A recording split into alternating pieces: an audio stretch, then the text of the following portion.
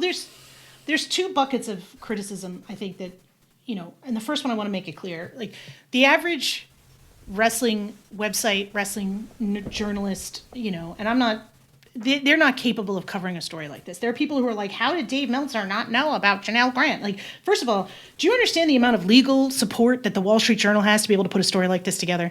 Like, the amount of, the ability of them to have a team of high-priced lawyers come in and Dave Meltzer doesn't have the resources for something like that. Plus, someone who's a victim like this is not going to go talk to your average wrestling media person, because that's the other part of it, is the protection that person needs in order to tell their story and feel safe. Okay? Mm-hmm. So, that's a piece of it. So there's no criticism there that the wrestling media did not break this story. This is not a story the wrestling media should be breaking, okay? But the issue here is, let's talk about it. We knew that the feds raided Vince McMahon's house last summer. How much of media did that summer, what were we talking about? Were we giving more discussion of what this could possibly mean, and was this tied back into the NDAs, which again we were all aware of. We knew about that because the Wall Street Journal had broken it. Or were we talking about Lufisto and the bad experience she had on AEW Dark, right? What does the wrestling media choose to talk about and choose to focus on? And how do they choose? They were focusing on his fucking mustache. Right. There was far more coverage of him coming back to TV with a mustache than there was from some outlets on this. Right. It's embarrassing. It's that. It's let's be honest. It's oh, hey, we never have a woman on our shows ever, yeah. But this week we have one, right? Most didn't even have that. Yeah. And the thing is with this is that, let's be honest, now, in this last couple years, we've grown to have some really great content creators in wrestling. Okay? So we've got some really great podcasters. I think podcasts like, our sister podcast, Tunnel Talk, are really important to this space in making people think differently and changing that kind of viewpoint on how you view wrestling. And I absolutely applaud that. Over the moon to see that after all these years of being told to kind of think in that kind of male dynamic. Yep. And, there's others as well. There's some absolutely great people. But we don't have that many female analysts. Nope. We don't have female journalists. And this is not an industry that encourages that. Nope. And we definitely don't when it comes to major outlets. So when you come to your major wrestling media outlets, it took till Sunday before there was actually a female voice on any of this. And, then they had Lisa Gifford went on Brian and Vinny. And Kate from Montreal was on Post on the Saturday night. But that's her normal slot because she does the Collision recap. But that was it. That was the first time. And it's not about, do you need to have female voices on when there is an episode of sexual abuse reported in wrestling. No, I don't think, in fact, that you do need that. Because to me, it's one, not all abuse is aimed towards women. And you've already mentioned, the Ring Boys scandal. This is not a company that has just been abusing women.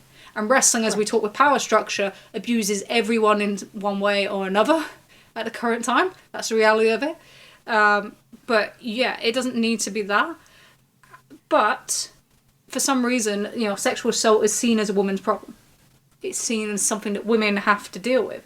But it kind of reflects a more serious point in terms of the makeup of who is vocalizing wrestling to its audience.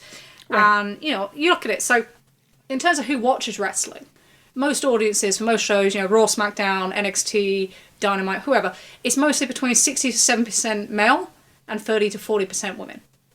So, essentially, 1 in 3 of the viewers of wrestling is a woman. But we don't have 1 in 3 on airwaves talking about it. I don't hear 1 in 3 voices being women. Okay? And that shows you that this is an unwelcoming industry for women to be participating in that. And and I think some of this comes back to the Vince thing as well, is that females are just less respected in that regard. You have to always kind of quantify what you're saying to be kind of respected with an opinion in a way that a man isn't. And that's not just in wrestling. That happens in a lot of sports industries, I think about it as well. We talk about women football. I was listening to a podcast the other day where they were talking about the death threats and their ability to not be accepted in their opinion, even though they're a World Cup winning footballer.